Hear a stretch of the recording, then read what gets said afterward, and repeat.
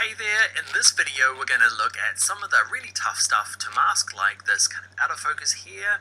Also this white t-shirt, because it's against a white background, we're going to mask it out, stick it against this brick, all using Photoshop's new select and mask technique. I love it, it's easy, and I'm going to show you how to do that now in Photoshop. Alright, first up, let's go to File, let's go to Open, and let's go to Select and Mask 1 and 2. Okay, so we're going to copy out the model, mask her, and put her onto this background here. Now in terms of this image, I try to find a tough one. It has two things bad, one thing good. One thing good is it's a professional photograph, so everything's in relative focus. If you're shooting your own stuff and it's kind of out of focus, and it can be really tough. Now the cons for this one are the here. Okay, it's not a con, but I guess that's what we're here for, right? Some tough stuff. The other tough thing is when say the shirt here matches the background. Okay, it's quite hard to mask, so I'm going to show you tricks to get around both of these. I was tempted to find an example that was absolutely easy and perfect, but that'll just make you feel bad when you're doing yours and it's not quite working. So this is going to get us like 85, 90% awesome. It's not absolutely perfect, because just here is tricky, especially when it's not quite in focus like here, and when the model's t-shirt matches the background is a little bit tough as well. But it's real world, people. Let's do some real world stuff. So this thing is called Select and Mask. If you're using our earlier version of Photoshop, maybe 2017 or before, it's not going to be around, which isn't cool, but if you're like me with Photoshop 2018 or 19, it's going to work great. So how this works is you need to start with a selection. So the way this thing works is you need to start with a selection. We're going to start with our quick select. Okay, so you need to start with a selection, a reasonably good one, and then the select and mask is going to do the kind of final touch-ups. So I've got my quick selection tool selected. I've got a brush, it's about 300, and I'm going to start painting her in. Okay, really broadly to start with, and we'll fix it up as we go. So I'm letting go. I've got auto enhance on. It slows your machine down a little bit, but does make your selection a little better. And especially when we're getting to this hair stage and when it's really hard and not a clear background, foreground definition, I figured let's turn it on. Okay, so there's the big chunks in. Now I'm going to zoom in a bit and just kind of work our way around the edge to make sure I've got everything in there. So, we just start over here, and let's leave that to select and mask. The wispy stuff, let's leave. But the stuff that's absolutely 100% here, not mixing with the background, it should be easy enough to grab. Okay, well at least make sure it's in your selection. A little bit there. I have to remove a little bit there. Remove a little bit there. The auto enhance is making this a little slow. Okay, so what I might do is just show you the basics. Click to add, hold down the Option key on my Mac or Alt key on a PC just to tap and remove, and I'll get the editor to speed this up.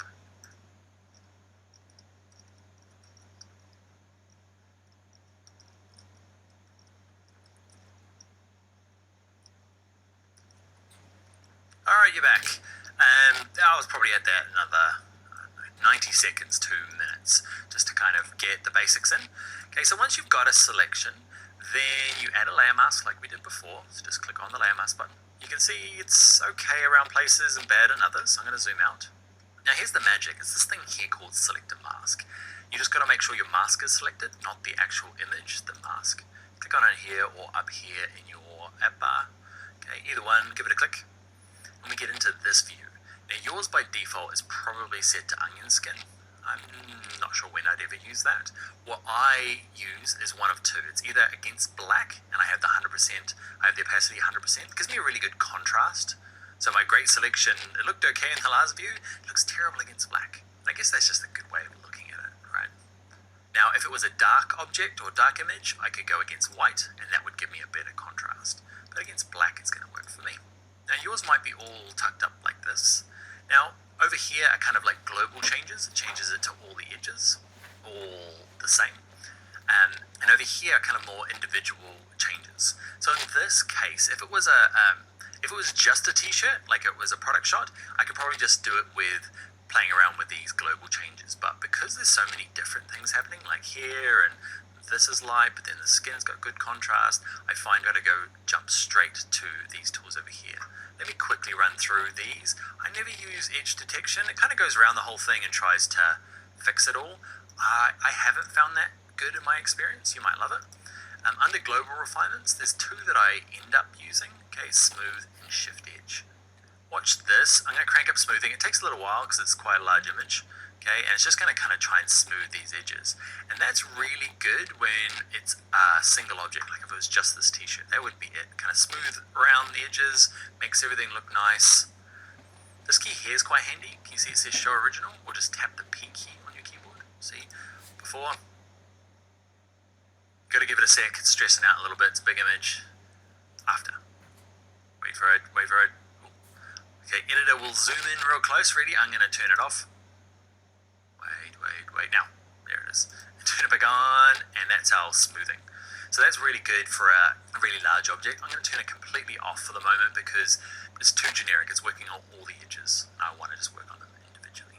Shift edge is the other one that I use, and it just tucks out. Let's show you the opposite. Let's go out. Shifting it out just kind of expands the selection a tiny few fractions of a pixel, and then if I tuck it in, kind of goes in a little bit. So in, out.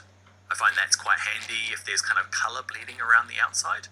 I'm going to leave it at 0 for the moment, and I'm going to work on this bit individually. So the magic trick really is this brush here, the second one down. This is going to, it's called the Refine Edge Brush Tool, like it says there. Okay, and it's really good for here. So how big a brush should you have? You're going to have to experiment. It really depends on the kind of overlap you want. So for me, this size brush, okay, it's 200 pixels. And watch this. Ready for the magic? Pretty cool, huh?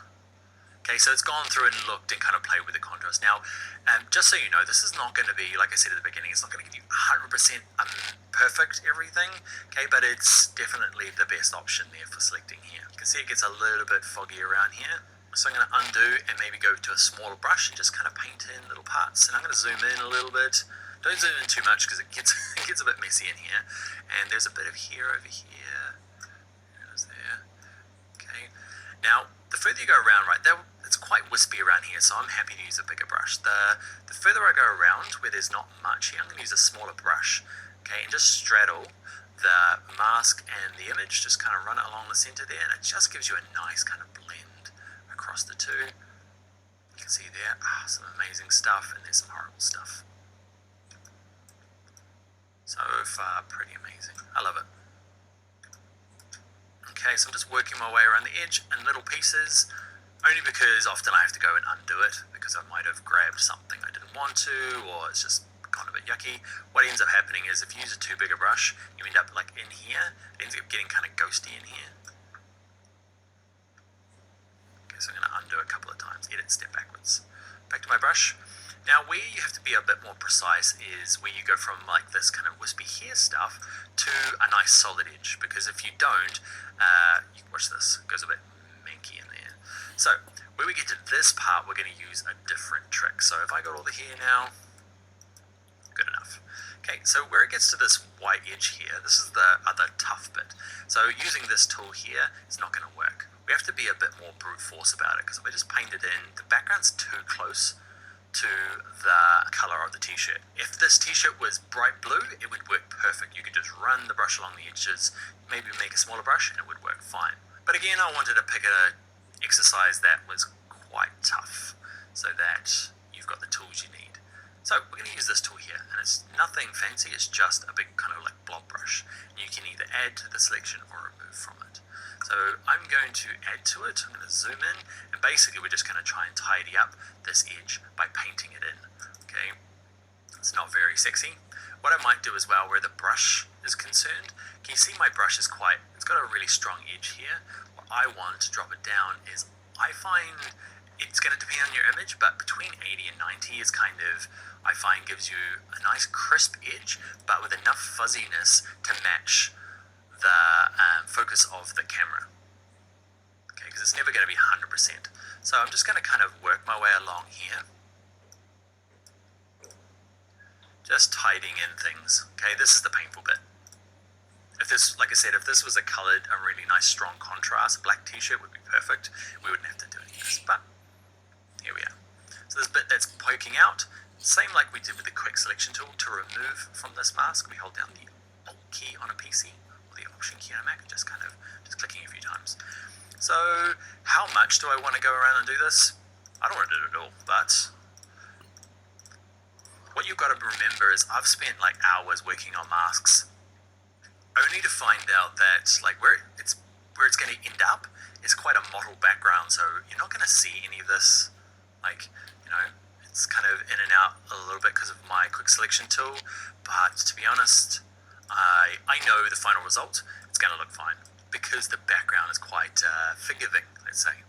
So now we're back onto some high contrast. So let's go back to that lovely tool here, okay, and watch this. Ready, steady, cool, huh? So I'm going to tap my P key before, after. So with this strong contrast, super easy. Just run along the edge and it magics it up. The smaller the paintbrush, the more you zoomed in, the better. I'm holding the space bar, clicking, holding, and dragging with my mouse. Okay, so now I'm just going to make my brush a little smaller and just click, hold. It goes fuzzy while it's doing this. It's a little bit tough to know where you're going. And you can see there it's not as great. This is because it's quite white against this edge. Where it's got a really easy contrast, it does a whole lot better. Okay, you can see it's there. So if she's had a really pale skin, it's going to be super tough, and you have to get in with a really small paintbrush, okay, and see if you can fix it up.